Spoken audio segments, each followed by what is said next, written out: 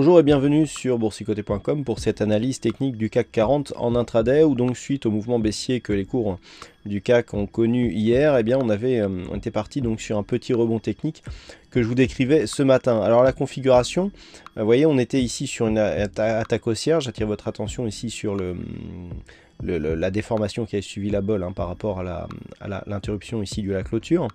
Vous voyez que la phase de baisse ici n'a jamais rebondi ici sur la moyenne mobile 20 exponentielle ici en rouge. On s'est directement enfoncé sous cette zone et puis on est venu directement tester la bande de Bollinger inférieure avant de rester ici sous cette moyenne mobile 20 exponentielle. Donc là on a clairement une invalidation du rebond de mouvement haussier. Qui plus est, nous avons donc eu un retour sur cette zone des 4377 qui constitue la zone de support majeur avant une éventuelle poursuite du mouvement baissier tel qu'il a été entamé la semaine dernière.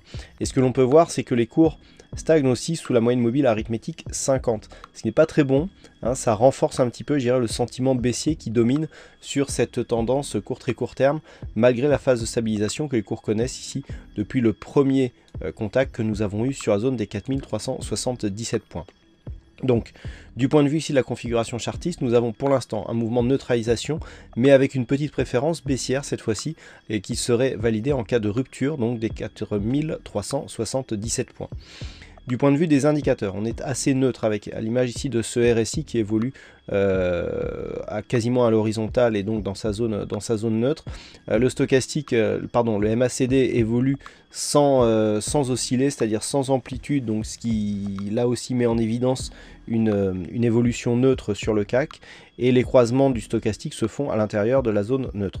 Donc nous avons vraiment ici une configuration d'attente. Toutefois, si on se réfère un petit peu à la dynamique de fond, eh bien on est quelque part sur une poursuite de mouvement baissier, puisque là ici on a l'impulsion, on vient ici tester, se rapprocher donc de cette zone de support, on rebondit, deuxième test, on rebondit et on vient ici à proximité.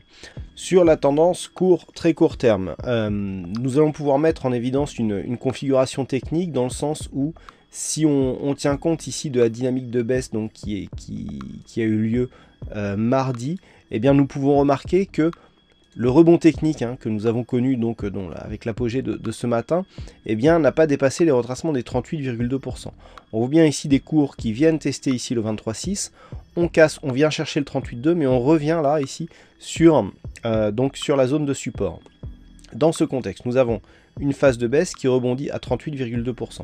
Dans l'éventualité d'une rupture ici des 4377 points, il suffit dans ce cas de tracer les retracements de Fibonacci sur la base ici du rebond technique pour voir un peu où nous emmène l'extension de Fibonacci. L'extension ici à 161,8% nous donne un objectif de rupture directe de la zone des 4377 points. Donc pour mesurer cette zone, il suffit ici de voir à combien elle correspond, donc 4347 points. En cas de rupture ici, 4377, on a un objectif à 4347 points. Si on revient ici sur une vue, je dirais, plus directe, en cas de cassure, l'objectif est valable tant qu'on ne revient pas sur le retracement des 61,8%. à savoir ici 4390 points.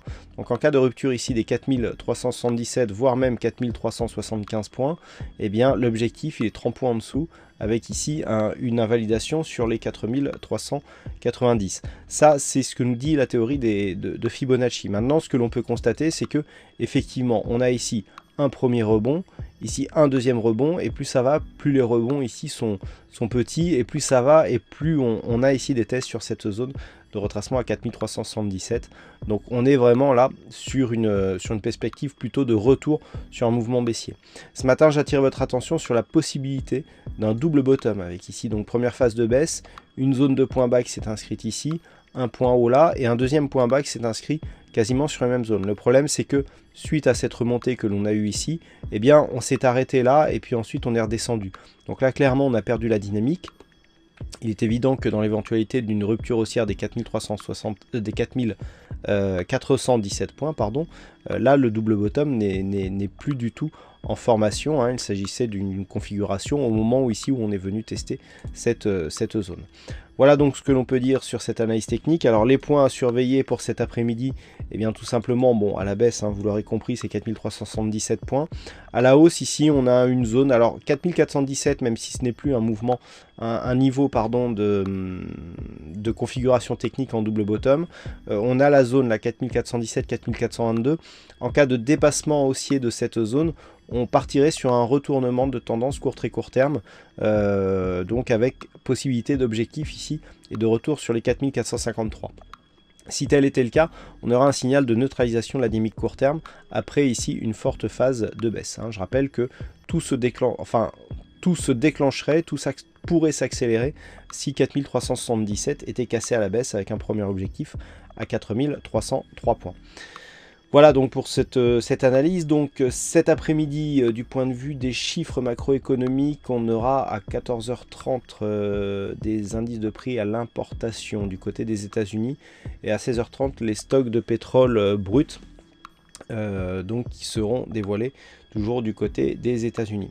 Voilà donc écoutez, passez de bons trades et on se retrouve dès ce soir pour toutes les autres analyses techniques du site boursicoté.com.